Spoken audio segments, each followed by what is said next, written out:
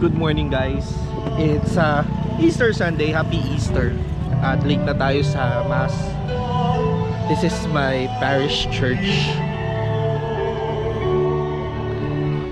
Okay, see you later. And that was our Easter Sunday service. Breakfast na muna tayo.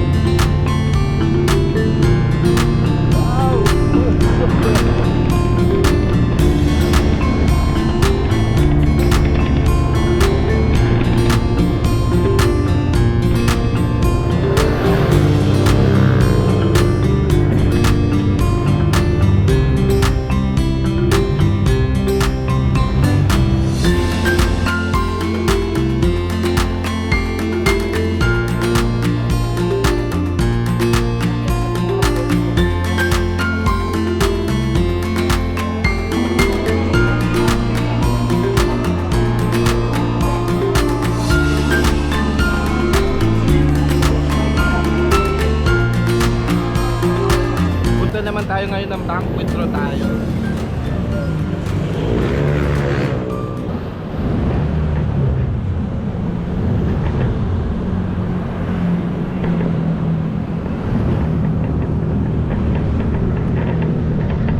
Okay, so naka-withdraw na tayo.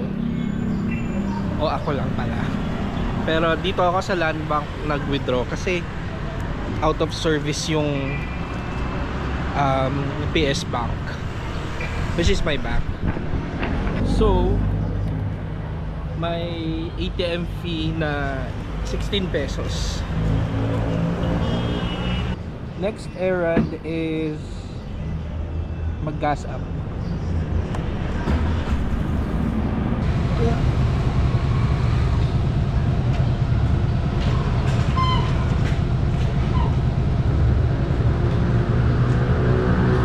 Nakapagpagas na tayo kanina, nakauwi na tayo.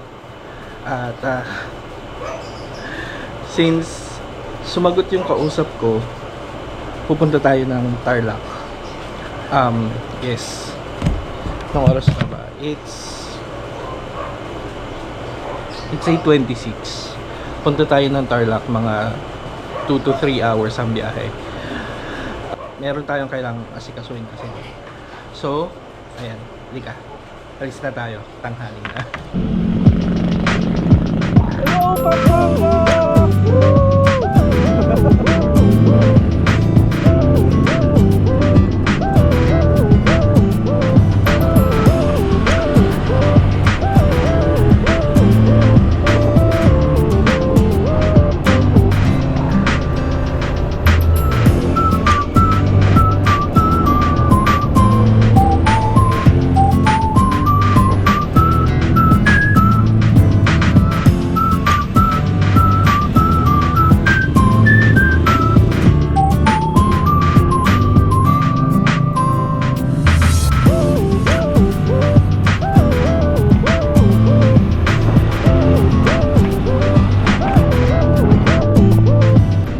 Guys, yung Pahiwagang Lagusan.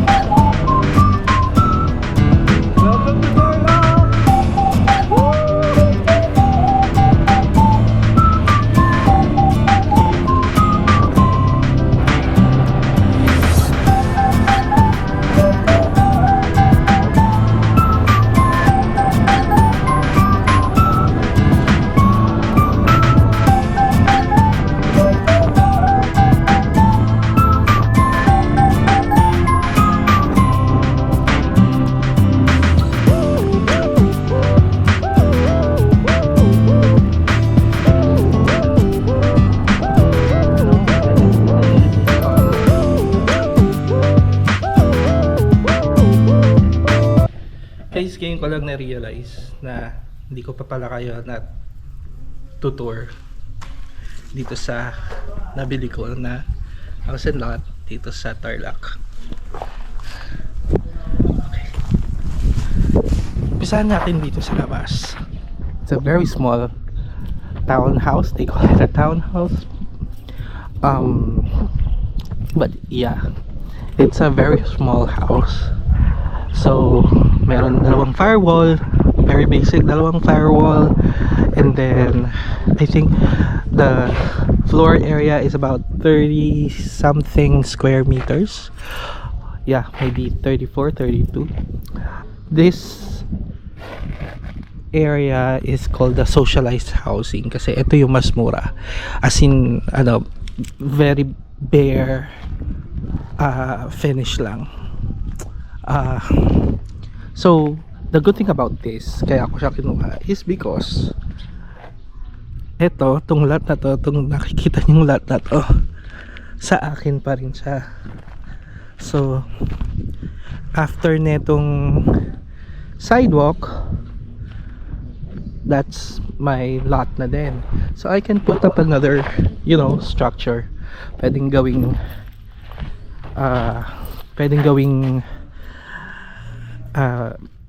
garahe. Okay. This is the living area.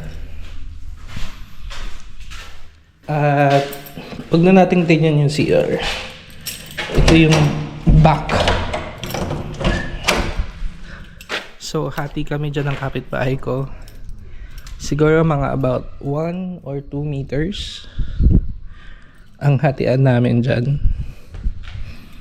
So ayan, medyo malaki pa rin pala, no? Like sobrang sukal. So I think dito, wow, isang kwarto na to. Oo, isang kwarto na to. So eto, akit tayo dito.